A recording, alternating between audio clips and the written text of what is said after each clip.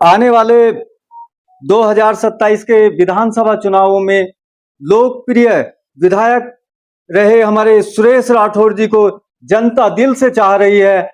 तो माननीय विधायक जी से हम पूछेंगे कि आने वाले 27 के लिए विधायक जी क्या तैयारी है, थोड़ी सी हमें विस्तृत जानकारी दें, क्योंकि जनता जो है आपको फिर नए सिरे से अपने बीच लाना चाहती है, क्योंकि आपने अपने क्षेत्र में गली गली विकास की जो गंगा बहाई थी उसे कभी जनता भुला नहीं पाई और ना भुला पाएगी।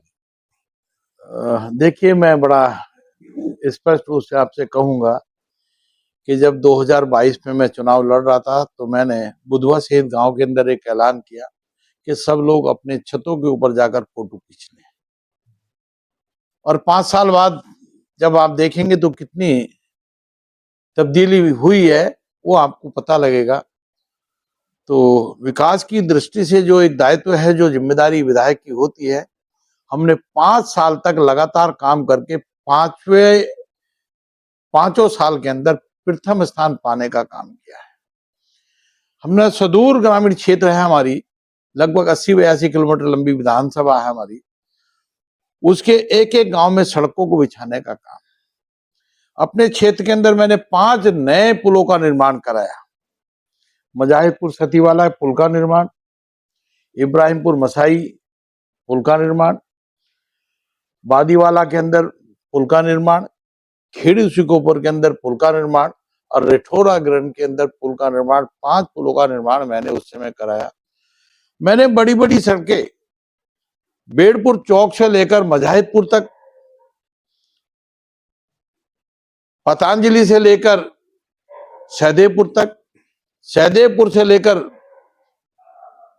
दिनारपुर तक, हमने बोंगला से लेकर बोंगला रोहाल की अलीपुर तक, हमने धनौरी से लेकर डालूवाला मजबदा तक इन सड़कों का निर्माण कराकर खेड़ी सिकोपुर से लेकर बंजारे वाला तक, ये बड़ी बड़ी सड़कों के अलावा हमने बहुत सारी, हर गांव के अंदर कोई गली मोहल्ला ऐसा नहीं छोड़ा जहां पर सड़कों का जाल नहीं बिछा। 2022 से पहले ज्वालापुर विधानसभा के कुछ क्षेत्र को घाट क्षेत्र कहा जाता था।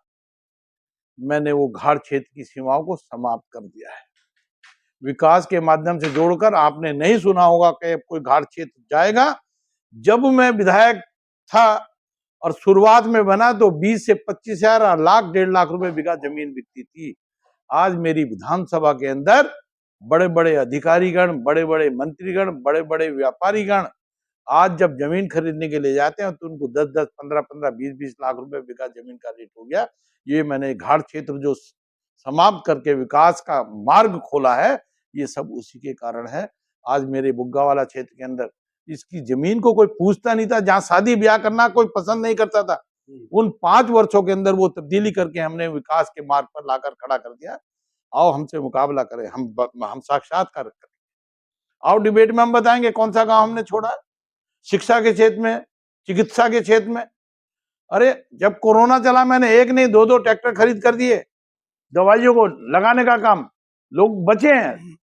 हमने जो सरकार के द्वारा निधि दी गई थी उसका 100% सदुपयोग करने के लिए वो अपने दवाई के छिड़काव के लिए टैंकर, ट्रॉली, ट्रैक्टर हमने सरकार को खरीद के दिए। भगवानपुर के अंदर खड़े रहते हैं, उसका उपयोग ठीक से नहीं हो रहा। आती थी उसको खत्म करते हुए इस घाट क्षेत्र की सीमा को समाप्त कर दिया। अब आपको किसी के मुख से घाट क्षेत्र नहीं सुना जा रहा होगा। आगे ये विश्वास दिलाते हैं कि हमारी भारतीय जनता पार्टी, हमारे माननीय मुख्यमंत्री, युवा मुख्यमंत्री हैं पुष्कर सिंह धामी, माननीय प्रधानमंत्री जी धन की कोई कमी नहीं करते, वो विकास में आगे लाने का काम करते हैं। पुष्कर सिंह धामी जी की बड़ी निगाहें रहती हैं। हमारे मंत्रीगण सतपाल महाराज जी बराबर क्षेत्र में दौरा करते रहते हैं।